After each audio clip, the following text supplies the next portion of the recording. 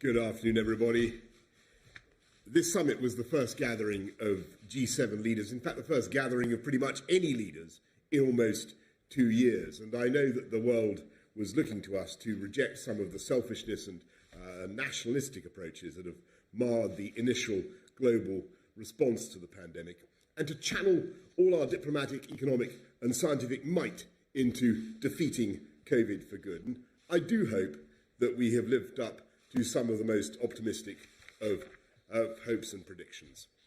I should say I'm sorry to hear that owing to their pre-existing commitments, the England football team are not able to watch this press conference live in the way I'm sure they would like to, but I hope that following their resounding victory they will be able to catch up on the triumphs of the G7 later on. A week ago I asked my fellow leaders to help in preparing and providing the doses we need to vaccinate the whole world by the end of 2022. I'm very pleased to announce that this weekend leaders have pledged over 1 billion doses, either directly or through funding to COVAX. That includes 100 million from the UK to the world's poorest countries, which is another big step towards vaccinating the world. And that's in addition to everything scientists and governments and the pharmaceutical industry have done so far to roll out one of the largest vaccination programs in history. And here I want to mention in particular the role of the Oxford AstraZeneca vaccine, the world's most popular vaccine, developed 250 miles from where I'm standing today, by scientists who have rightly been given honours by the Queen this weekend. Today, over 500 million people are safe because of the development and production of that vaccine, funded, I may add, by the UK government. And that number is rising every day. And it's popular, of course, because it's being sold at cost to the world, and it was designed for ease of use in mind. And because of that act of generosity by AstraZeneca, who, just to reiterate, are making zero profit on the production of that vaccine, millions more vaccines have been rolled out to the poorest countries in the world. In fact, 96% of the vaccines delivered by COVAX, the COVAX vaccine distribution scheme, have been Oxford AstraZeneca. But this weekend our discussions went far beyond defeating the pandemic. We looked towards the global recovery, a great global recovery our countries have committed to lead, and we were clear that we all need to build back better in a way that delivers for all our people and for the people of the world. And that means preventing a pandemic like this from ever happening again, apart from anything else, by establishing a global pandemic radar which will spot new diseases before they get the chance to spread. It means ensuring that our future prosperity benefits all the citizens of our countries and indeed all the citizens of the world. At the G7 summit this weekend, my fellow leaders helped the Global Partnership for Education, an organisation working to make sure that every child in the world is given the chance of a proper education, reach half of its 5-year fundraising goal, including a £430 million donation from the UK. It's an international disgrace that some children in the world are denied the chance to learn and reach their full potential. And I'm very, very pleased that the G7 came together to support that cause, because educating all children, particularly girls, is one of the easiest ways to lift countries out of poverty and help them rebound from the coronavirus crisis. With just one additional year of school, a girl's future earnings can increase by 20%. I'm proud that G7 countries have agreed to get 40 million more girls into school and 20 million more reading by the end of primary school in the next 5 years, and that's the money that we have raised this week is a fantastic start. But of course, the world cannot have a prosperous future if we don't work together to tackle climate change. Later this year, the UK will host the COP26 summit, which will galvanise global action on fighting climate change and help and create a healthy planet for our children and grandchildren. G7 countries account for 20% of global carbon emissions, and we were clear this weekend that action has to start with us. Carbis Bay is one of the most beautiful places in the world, as you can see, and it was a fitting setting for the first ever net zero G7 summit. And while it's fantastic that every one of the G7 countries has pledged to wipe out our contributions to climate change, we need to make sure we're achieving that as fast as we can and helping developing countries at the same time. And what unites the countries gathered here this weekend, not just the G7, but Australia, India, South Africa and South Korea, who have joined us, and I should say in India's case, joined us virtually, are not just our resolve to tackle climate change, but also our democratic values. It's not good enough for us just to rest on our laurels and talk about how important those values are. And this isn't about imposing our values on the rest of the world. What we as the G7 need to do is demonstrate the benefits of democracy and freedom and human rights to the rest of the world. And we can partly achieve that by the greatest feat in medical history, vaccinating the world. We can do that by working together to stop the devastation that coronavirus has produced from ever occurring again. And we can do that by showing the value of giving every girl in the world access to 12 years of quality education. And we can also do that by coming together as the G7 and helping the world's poorest countries to develop themselves in a way that is clean and green and sustainable. Before I go to the media who are just here, I want to thank finally the police, everyone who helped organise this summit, and I think all the people, not just of Carbis Bay, who certainly helped us put the carbs into Carbis Bay, but everybody involved, all the wonderful people of Cornwall for their hospitality. It's been a fantastic summit, and I know that all the other delegations will want to express their thanks as well, because they've communicated that to me. Anyway, let's go over to Beth Rigby of Sky. Prime Minister, I'm going to ask you two questions, if I may, one on Yes. COVID and one on the summit. On COVID, you gave very heavy hints of a delay yesterday when you said your objective was to give the vaccination programme the legs, the impetus, the speed it needs to beat the spread of the virus. So far, 44% of the population have had 2 doses. What percentage of the population need to be double vaccinated before we can proceed with stage 4 of unlocking, and how long do you think it will take?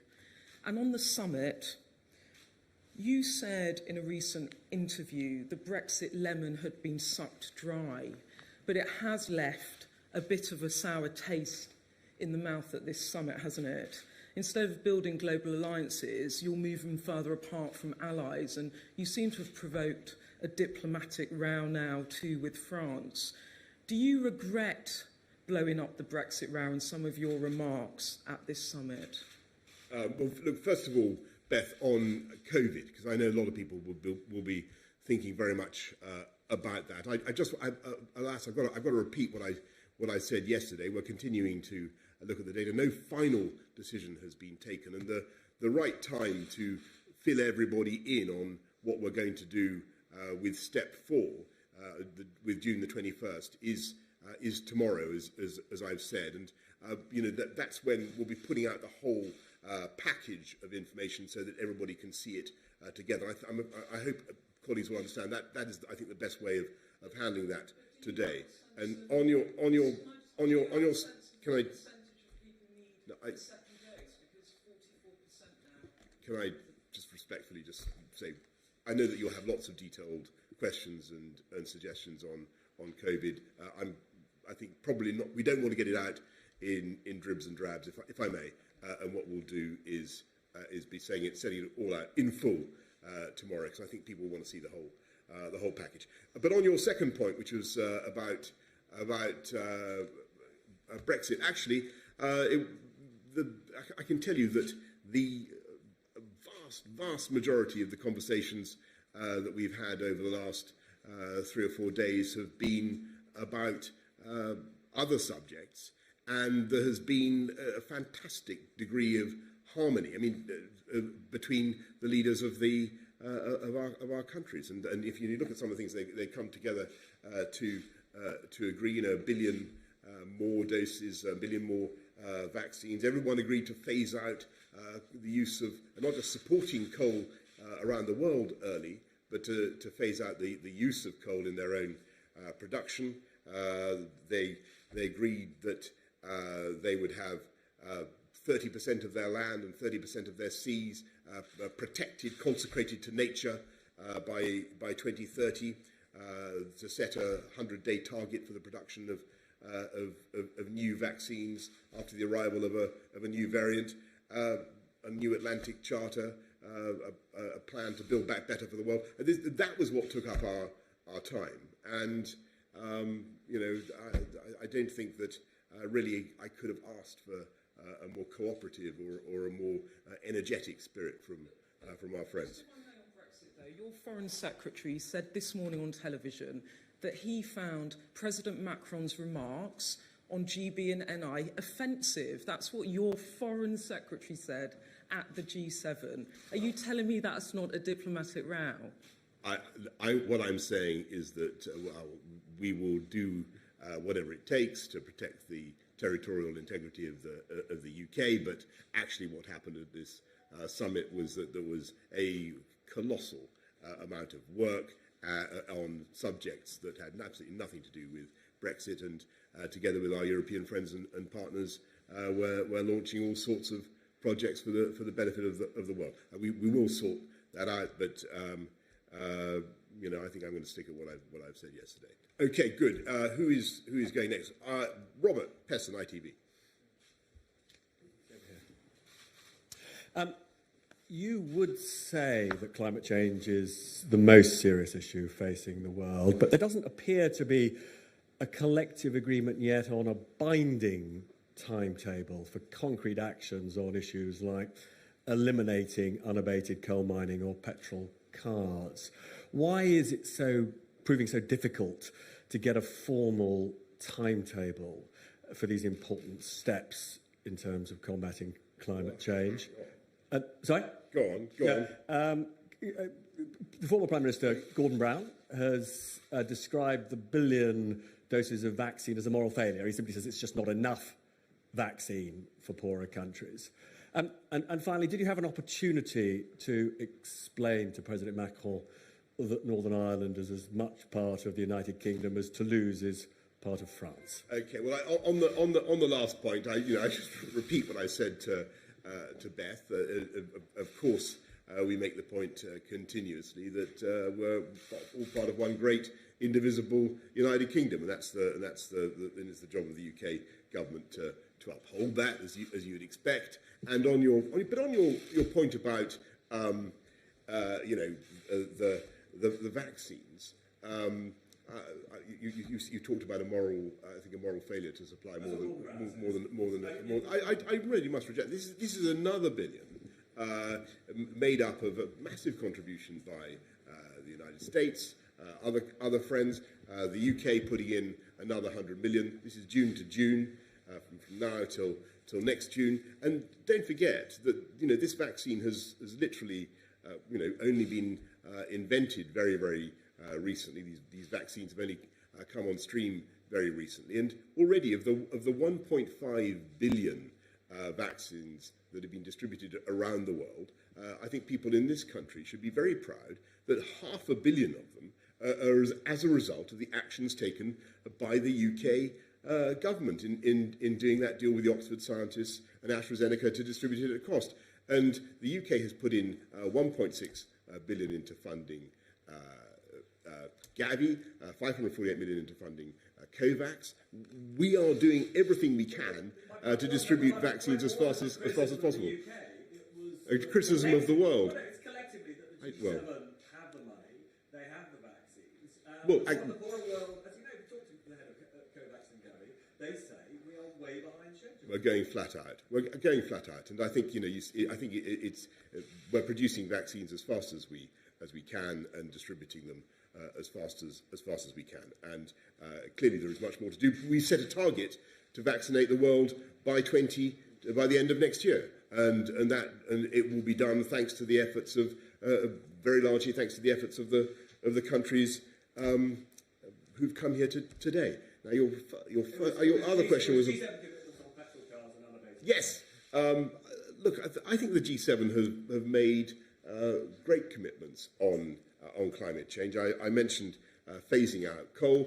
They're also agreeing to stop the support, the subsidy of coal mining around the world. Everybody here at this meeting agreed to, all the G7, I should say, agreed to net zero by 2050, plus nationally determined contributions by 2030. They all made significant steps forward towards the $100 billion we're going to need by COP to support the developing world in tackling climate change. Because we, as the rich nations of the earth, we need to build our credibility with those countries in asking them to make cuts in CO2, because this country, which started the Industrial Revolution, is responsible for a huge budget of carbon that's already in the atmosphere. We're now asking other countries to make a change. That's why this government put 11.6 billion into climate finance. And at this G7 summit, actually, you saw many other countries stepping up to the plate and making very big, and the EU making very big commitments. I'm not going to pretend that our work is done. So Mario Draghi, the Italian Prime Minister, who's the co-chair of COP, Antonio Guterres, the Secretary General of the UN, and we're going to be on everybody's case between now and the summer and on into the autumn to get those commitments and to make sure that we get the world into the right place for COP. But I think we made a very good start today. Laura Koonsberg, BBC. Thank you, Prime Minister. Forgive me, I'm going to ask about this again because the Foreign Secretary was very happy to talk about this morning, so viewers might find it slightly strange that you don't want to talk about it now. Were you offended by President Macron's comments in your meeting yesterday about Northern Ireland's place in the UK? And you've listed what you believe to be the achievements of this summit, but health and environmental campaigners are really clear that they hoped it would go further. Do you wish you'd been able to push your fellow leaders to give even greater commitments? Well, thanks very much, Laura, for inviting me to answer that question for the third time. What I will say is that I think it's the job of the government of the United Kingdom to uphold the territorial integrity of the United Kingdom. I think it was a point I made to you yesterday, and actually that subject, as I think I said to Beth just now, occupied a vestigial, vanishingly small proportion of our deliberations. And on the general criticism of the summit that you relay from sources unknown, I mean, $2.5 billion pledged for girls' education already. That's not half bad. That's not half bad. Every country, as I said to Robert, increasing their pledges for global climate finance. I've mentioned the 30%, the 30 by 2030 pledge on the oceans and on land. Another billion vaccines, and so on. To say nothing of a new Atlantic Charter and a new global campaign to help countries around the world to build back better, cleaner, and greener. I think the Build Back Better for the World agenda. I think it's been, and there is much else besides. So I think it's been a highly productive few days. Harry Cole of The Sun. Thank you, Prime Minister. You said last year that pangolin scales being used in demented Chinese medicine may be the cause of COVID. Is that still your view? And what have you learnt this week from fellow world leaders about the lab leak theory? And do you agree with Dominic Raab, who said this morning he doesn't believe it? And some news from Wembley. Some of the crowd just booed the England team for taking the knee. Can we get your reaction to that, please? And in the unlikely event that Gareth Southgate was to call you up to play for England, would you personally take the knee? So first of all, on pangolins, I think I do think there's a problem with zoonotic diseases, and this is clearly the thing we have to focus on. And it's the practice that seems to be particularly prevalent in some parts of Asia, Southeast Asia, South Asia, of farming wild animals. That is really where the risks are. At the moment, the advice that we've had is it doesn't look as though this particular disease of zoonotic origin came from a lab.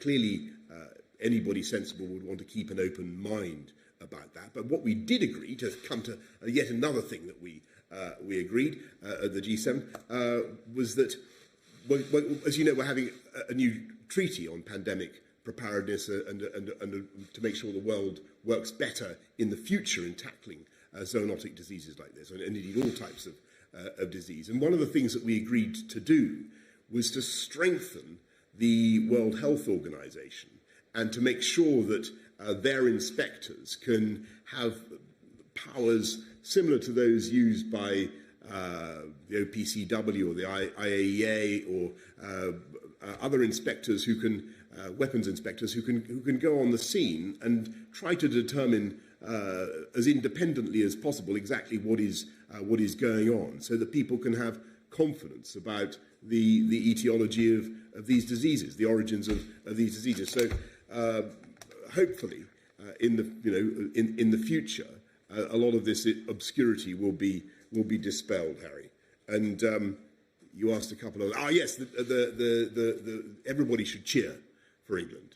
Everybody should cheer for England. As for the possibility that I might be called up to play in the England team, I think I live in hope, but I think my greatest fans would concede that is not going to happen. So it is a hypothesis that I think probably one of the most implausible hypotheses yet constructed of all the hypothetical questions that I think has ever been thrown my way. Mark Landler of the New York Times. Thank you very much, Mr. Prime Minister, and thank you for including a few international reporters on your list. You described President Biden as a breath of fresh air a couple of days ago, but it's also true that you and your government worked extremely hard to cultivate his predecessor. And there are lingering feelings in Washington among Democrats and among some in the administration of suspicion about the Johnson government and a belief that you are more ideologically in tune with Donald Trump than you would be with Joe Biden. I'm wondering what, if anything, you said to the president to dispel those suspicions, what you would say to those in the U.S. That might view you, to turn a phrase, as a physical and emotional clone of Trump. And then lastly, on the specific issue of Northern Ireland, notwithstanding what you've said today about Macron and Northern Ireland, how worried are you that with a devoted Irish American in the White House who's fond of quoting Yeats in virtually every speech, that this will inevitably spill over into the U.S.-UK relationship and cause you trouble on other issues? Well, first of all, on the whole issue of the relationship between the UK and the United States and what's happened over the last few years, let's be absolutely clear. It is the job of all prime ministers, everybody who does my job, to have close relations, a close working relationship with the President of the United States. And I think what maybe has been helpful, be useful in building the partnership with Joe Biden has been the common interest we have in tackling climate change, for instance, which we've discussed extensively. The campaign I've been running for a long time on female education, which he completely shares. But the whole idea of levelling up, which is at the core of what this government is trying to do, using infrastructure, using better skills, technology to give people access to high wage, high skills jobs around the whole country. And that's something that I know that the President's engaged in a big program that bears some resemblance to a lot of that agenda. And when it comes to building back better for the world and making sure that we build back greener together, I think that we're totally on the same page, and it's been very, very refreshing and very interesting to listen to him. And you had some other point about Yates. Well, all I say, I think that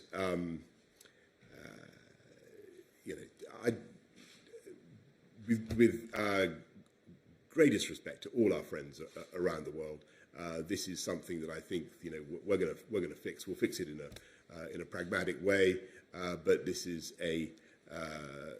about making sure that we protect the Good Friday peace process and the territorial integrity of the UK, and that's what we're going to do. Okay, Ben Riley-Smith of the Telegraph.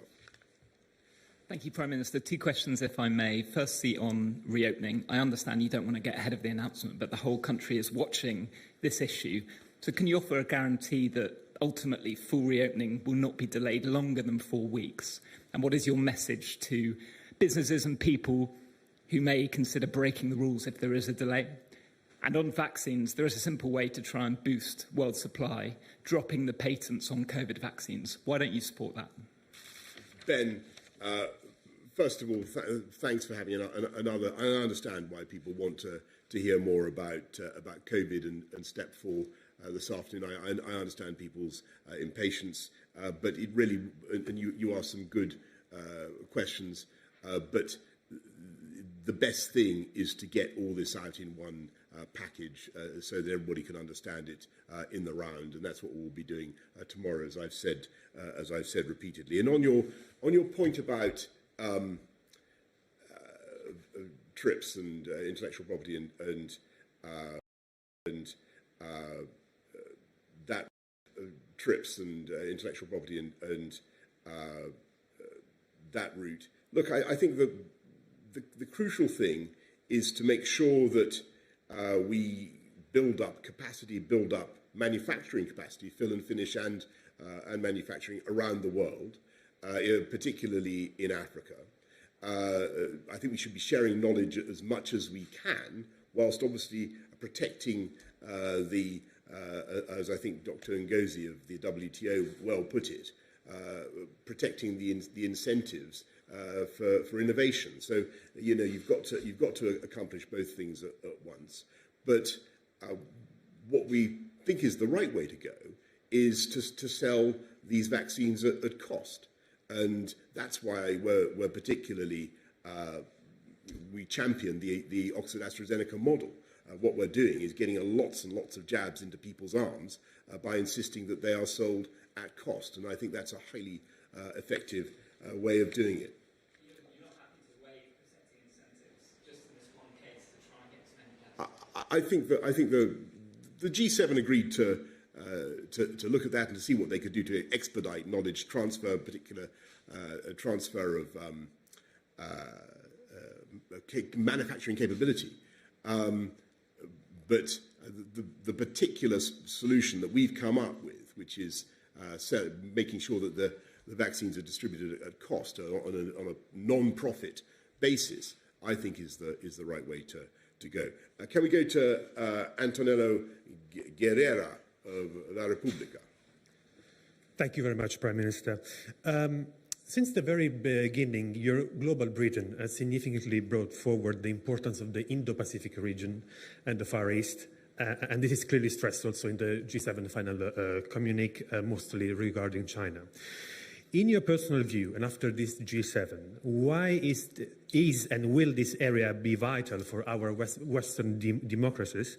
And why for you this new crucial is this for you the new crucial dimension of the transatlantic security in the future? And secondly, if I may, you apparently have a great respect for the Italian Prime Minister Mario Draghi because I remember that last year, while announcing the furlough scheme and the financial package against COVID, you quoted him more than once with whatever it takes, and also now, during these days.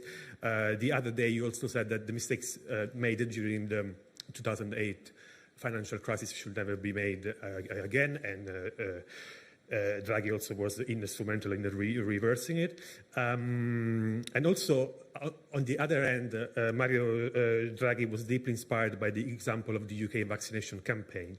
So apart from the COP26 and the G7, G20 connections, what Mario Draghi means to you, and if there is a special relationship between Italy and the UK, even though I know that you don't like this label. Thank you. Thank you, Antonello. There's obviously a very close and indeed special relationship between Italy and the UK. We're actually intensifying that now, where we've just signed a partnership agreement that's been produced for 2 years now to intensify cooperation in everything from security to tech to trade. Correct. Is it going to be this year, or we've just finished the work, and we started that a couple of years ago because obviously we see Italy as an incredibly important partner. But on that, you will have access to it as soon as it can be conveniently arranged, Antonello. But look, on Mario Draghi, I remember vividly being in Lancaster House, I think in 2012, when he made, some of you will recall, the famous speech, the Draghi put, when he said he would do whatever it took to save the euro. Not that I necessarily thought that was a good thing at that time, but anyway, let's draw a veil over that. But it was incredibly successful, and I think that he is a brilliant economist. It's an absolute pleasure to listen to him, and I think that he gave a very, very balanced summary of what we need to do now. We do need to relaunch the global economy. We do need to get things working again, and we need dynamism from the G7 and our partners. And I think he's absolutely right about that. But as you rightly say, this time in this recovery, we need to make sure that it's not as unbalanced as the last one, as 2008, and he was very powerful and effective on that point as well. Finally, Heather Stewart, have you got? Oh, sorry. Yes, sorry. On the Indo-Pacific region, well, the answer is I think very simple, which is that this is the area of the world where, in the next 20, 30 years, you're going to see the most dynamic economic growth, where you're going to see the bulk of the of middle classes rising, and where obviously there are some tensions at the moment that we think can be, how shall I put it, allayed, tensions that can be allayed by proper observance of the rules-based international system in which we believe. And the UK, together with other partners in the G7, including Italy, is determined to do that. Thank you. Heather. Thanks. Just on climate finance, so in the run-up to this summit, there was talk of a climate Marshall Plan. That $100 billion a year you mentioned was a pledge the G7 first made more than a decade ago at the Copenhagen summit. And alongside that, we had this promise to develop a plan for a new climate funding mechanism, but there were no details of how or when that might happen. With just a few months to go until COP26, won't developing countries conclude the G7 isn't serious about tackling the climate crisis? And on vaccines, we're obviously a very long way short of the 11 billion doses that Dr. Tedros of the WHO thinks we need to vaccinate 70% of the population before next year's G7 summit. I wonder whether you think the UK's aid cuts left you without the moral authority to be able to bring other countries on board this weekend. Thanks very much, Heather. Well, on the first point about the 100 billion, I'm not saying it's going to be easy. It's a lot of money still to raise, but don't forget the UK has put in 11.6 billion, as you know. We had big pledge from Canada. We've had big big pledges around the table. I do think that we can get there, and I think it's vital that we do. Why should somebody in the developing world, believe that they have to make some change in their technology to cut CO2, unless when so much of the CO2 has been emitted in previous decades by us in the richer countries, and we've got to make that commitment, and that's the logic of it. And on your point about vaccines, well, I obviously reject that, outright, because the UK, as I said to Robert, has given 1.6 billion to Gavi, 548 million to COVAX, and $500 million vaccines that are being distributed around the world are getting jabs. Those jabs are going into people's arms as a direct result. I think you've got to look at the results. And actually, I'll tell you something. The point you just raised with me has not been raised by anybody else with me, any other international leader, let alone the leader of a recipient country, and because they know that the UK is one of the biggest donors in the world, and they know that in spite of the global pandemic, in spite of having to spend £407 billion supporting jobs and families and livelihoods in this country, we're spending £10 billion supporting the poorest and neediest around the world. And I think people understand that we're still the second biggest aid contributor in the G7, and I think people can be very, very proud of it. Okay, look, I've exhausted your questions. I have. Thank you very much. Thank you.